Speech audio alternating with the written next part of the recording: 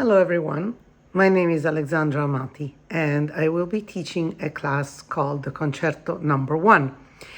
It is the first term on this beloved musical form, the concerto, which we all love and we go to listen to.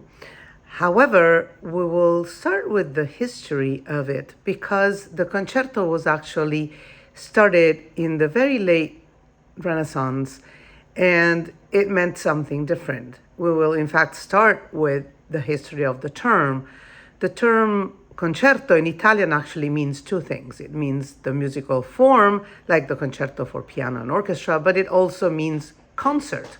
So you go to a concerto to listen to a concerto, or more than one.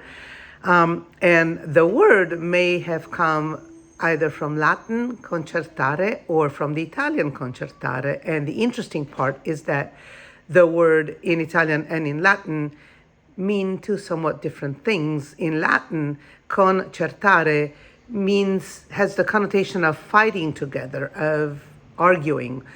Concertare, to fight together. Whereas in Italian, it has taken on the meaning of putting together your heads to come up with a new idea. And so the concerto actually has both concepts in it. Originally, it was used as a word to indicate a brand new idea that came up pretty much in Venice at the very end of the 1500s. And the idea was to put together disparate forces, that is, vocal and instrumental forces. And so the Venetian concerto at the turn of the 17th century was a piece for choir or solos and orchestra.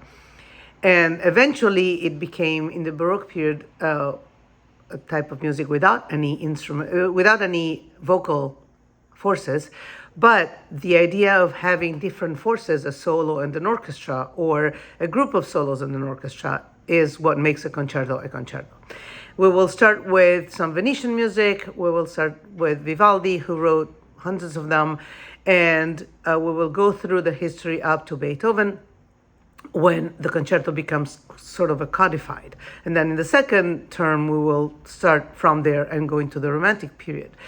We will look at pieces for, besides the ones with voices, we will go into pieces for different instruments. So piano and orchestra, or cello and orchestra, or three instruments and orchestra, the organ.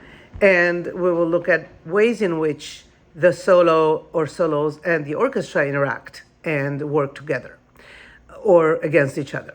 There's fabulous music to be had, and I look forward to seeing many of you there. Thanks.